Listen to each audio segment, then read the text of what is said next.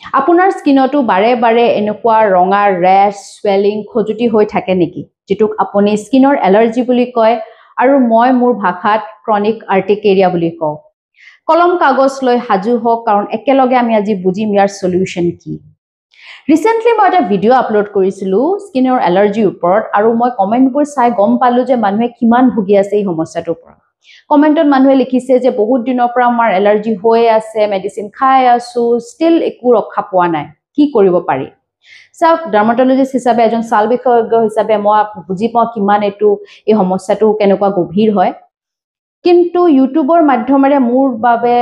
Personal প্ৰেসক্ৰিপশন দিয়াটো সম্ভৱ নহয় সেই কাৰণে মই ভাবিলো এটা সহজ উপায় যদি লৈ আনো কেনে হ'ব জানিব বিচাৰেনে UAS7 স্কোৰ এটো এটা সাইন্টিফিক টুল হয় যাৰ মাধ্যমেৰে আপোনালোকে গম পাব যে আপোনাৰ আৰ্টিকেৰিয়া বা এলাৰ্জিটো কিমান সিভিয়াৰ হয় কন্ট্ৰোলত আছে নে নাই কেতিয়া ডক্টৰৰ ওচৰত যাব লাগে আৰু আপুনি যদি মেডিসিন লৈ আছে সেই মেডিসিনটো কামত দিছে না নাই আৰু নেক্সট টাইম যেতিয়া আপুনি ডক্টৰৰ ওচৰত যাব rather than saying কি মোৰ বাৰে বাৰে খজুতি হৈ আছে কেদিনমান আগত কম আছিল আৰু বাঢ়ি গৈছে হেতু কোৱাতকে আপুনি কৈ চাব যে মোৰ এই স্কোৰটো UAS স্কোৰটো আগত এক্সাম্পল দিছো আগত 10 আছিল এতিয়া 28 হৈ গৈছে কি কৰিব পাৰি সাউক ডিফাৰেন্সটো এটো এটা সাইন্টিফিক টাৰ্ম হয় আপোনাৰ ডক্টৰৰ ইজি হ'ব যে মেডিসিনটো চেঞ্জ কৰিব লাগে নে স্টেপ আপ কৰিব লাগে আগতকে বঢ়াব লাগে ডোজটো নে একে ৰাখিব লাগে কাৰণ আৰ্টিকেৰিয়া বা এলাৰ্জিটো আপোনালোকে গমে পায় যেতিয়া আপোনালোকে ডক্টৰৰ ওচৰত যায় তেতিয়া হয়তো এলাৰ্জিটো হৈ নাথাকিবও পাৰে কাৰণ এলাৰ্জিটো আহে আকৌ 24 ঘণ্টাৰ ভিতৰত নিজে নিজে নাইকিয়া হয় মাজে মাজে আহে মাজে মাজে যায় যেতিয়া আপুনি ডক্টৰৰ ওচৰত যায় হয়তো এলাৰ্জিটো তেতিয়া ডক্টৰে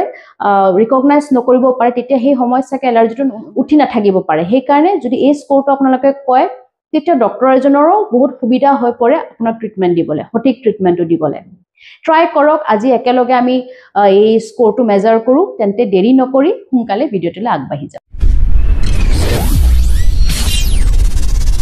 UAS7 এটা এনেকুৱা স্কোৰ হৈছে যেটোৰ মাধ্যমেৰে আপুনি নিজে নিজৰ এলাৰ্জিটো কিমান সিভিয়াৰ কিমান কন্ট্ৰোলত আছে হেতু নিজে চাব পাৰে so let's do it together প্ৰথমতে প্ৰত্যেক দিন আপোনালোকে দুটা মেজাৰ মাৰ্ক কৰি যাব লাগিব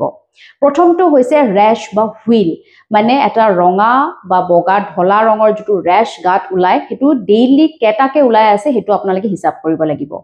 আৰু দ্বিতীয় মেজাৰমেন্ট হৈছে ইচিনেস বা খজুতি খুজুটিটো মেজাৰ কৰিবলৈ হলে আপোনালোকে জানিব লাগিব তিনটা টাৰ্ম মাইল্ড খুজুটি মডাৰেট এণ্ড সিভিয়াৰ মাইল্ড মানে কেতিয়াবাহে আপোনাৰ অলপমান খজুৱাই মডাৰেট হৈছে খুব ঘনে ঘনে খজুৱাই থাকে ফ্ৰিকুৱেন্টলি আপোনাৰ খজুটি হৈ থাকে আৰু কেতিয়াবা আপোনাৰ ডেইলি কাৰ্যটো হেম্পাৰ হয় নিদ্ৰাত অসুবিধা হয় আৰু সিভিয়াৰ হৈছে কনস্ট্যান্টলি আপোনাৰ খজুটি হৈ থাকে আপুনি ডেইলি কাম কৰিব নোৱাৰে কামৰ মাজতো খজুৱাই থাকে কামটো ডিস্টাৰ্ব হৈছে ইভেন আপোনাৰ ৰাতি স্লিপটো ডিস্টাৰ্ব হৈছে নিদ্ৰাটো অসুবিধা হৈছে হেতু হৈছে সিভিয়াৰ ইচিনেস এই তিনটা প্যাৰামিটাৰ মাইল্ড মডাৰেট সিভিয়াৰটো মন কৰিব হেতু আপুনি গ্ৰেড কৰিব লাগিব এই স্কোৰটো আপোনালোকে মাৰ্ক কৰিব হলে Then let's start now. এই স্কোৰৰ প্ৰথম ক্ৰাইটেৰিয়াটো হৈছে ৰেশ কেটা ৰেশ আপোনাৰ বডিত দেখা দিছে যদি এটাও নাই তেতিয়া হলে এই স্কোৰ কাউন্টটো হ'ব 0 যদি 20তকে কম থাকে তেতিয়া হলে 1 বুলি ধৰা হয় আৰু 20ৰ পৰা 50 লৈকে হলে 2 আৰু more than 50 বা 50 তেতিয়া হলে স্কোৰ 3 এটো হৈছে ক্ৰাইটেৰিয়া 1 আমাৰ দ্বিতীয় ক্ৰাইটেৰিয়াটো হ'ব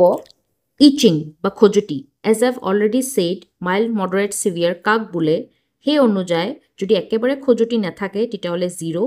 মাইল্ড খজুটি হলে গ্ৰেড 1 মডাৰেট হলে হেতু গ্ৰেড 2 বুলি ক'ব পাৰি আৰু যদি সিভিয়াৰ হয় তেতিয়া হলে গ্ৰেড 3 এতিয়া আপোনালোকে দুটা বিষয় মাৰ্ক কৰিলে ৰেশ এণ্ড ইচিং এতিয়া ডেইলি আপোনালোকে এই ৰেশৰ নাম্বাৰিং স্কোৰটো আৰু ইচিনেছৰ স্কোৰটো ক্যালকুলেট কৰি যোগ কৰিব লাগিব দুটাৰ টোটাল কি হৈছে হেতু হৈছে আপোনাৰ ডে 1ৰ UAS স্কোৰ এক্সাম্পল দিছো সাপোজ আপোনাৰ ডে 1ত 20ৰ পৰা 25 ধৰ ৰেশ ওলাইছে তেতিয়া হলে আপোনাৰ কিমান হ'ব কাউন্ট 2 Similarly, itching যদি আপোনাৰ moderate amountৰ হৈছে খুব বেছি নহয় মাজে মাজেহে খজুৱা তেতিয়া again আপোনাৰ নম্বৰ হ'ব 2 দুটা এতিয়া ৰেশ আৰু ইচিঙৰ দুটাৰ নম্বৰ লৈ পেলাই মানে 2 again 2 যোগ কৰি পেলাই কিমান হ'ল 4 তাৰ মানে আপোনাৰ day 1ৰ UAS7 স্কোৰ হৈছে 4 এনেকে প্ৰত্যেক দিন আপোনালোকে ডে 1 টু ডে 7 ডেইলি আপোনাৰ UAS স্কোৰটো কিমান হৈছে এদিনকে ক্যালকুলেট কৰিব আৰু 7th ডে দিনাখন গুটেই কেটা স্কোৰ আপোনালোকে একেলগে এড কৰিব টোটাল নাম্বাৰটো কিমান হৈছে ম্যাক্সিমাম 42 হ'ব পাৰে যেনেকে আপোনাৰ ডে 1 ৰ স্কোৰ 4 ওলাল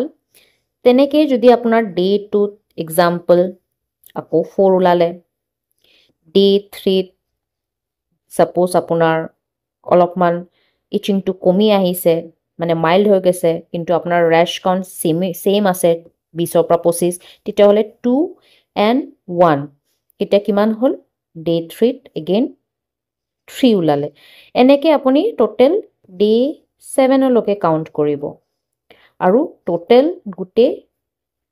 ডে 1 প্লাস ডে 2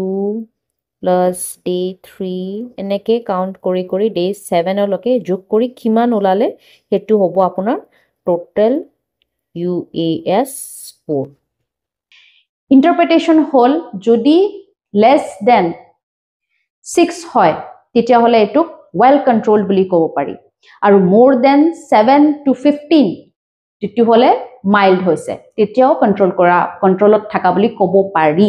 কিন্তু যদি আপোনাৰ স্কোৰ 15 কে বেছি হৈছে মানে মডাৰেট বা সিভিয়াৰ UAS স্কোৰ হৈছে তেতিয়া হলে আপোনালোকে তৎক্ষণাতে ডক্টৰ এটা কনসালটেশন দৰকাৰ আপুনি নিজে ওভাৰ দা কাউন্টাৰ ফাৰ্মেসিৰ পৰা চিকিৎসা কৰিবলৈ নেযাব হেতুত আপোনাৰ একো লাভ নহব ক্ষতিহে বেছি হ'ব তেতিয়া হলে আপোনালোকে গম পালে নে কি কৰিব লাগে সোনকালে কাগজ কলম উঠাওক আৰু স্টাৰ্ট মেজাৰিং টুডে এই ভিডিওটোৰ উদ্দেশ্য এৱাৰনেস আছিল আৰু এম্পাৱাৰমেন্ট এৱাৰনেস হৈছে প্ৰথম স্টেপ এই এলাৰ্জিটোৰ পৰা যুদ্ধ কৰিবলৈ কাৰণ এটো এটা ক্ৰনিক সিচুৱেচন হয় মানে বহুত দীঘলীয়া টাইমলৈকে থাকে আপোনাৰ এনকাৰেজমেন্টটো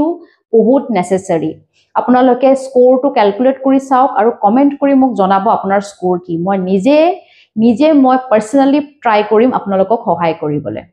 till then stay safe take care and see you soon in my next video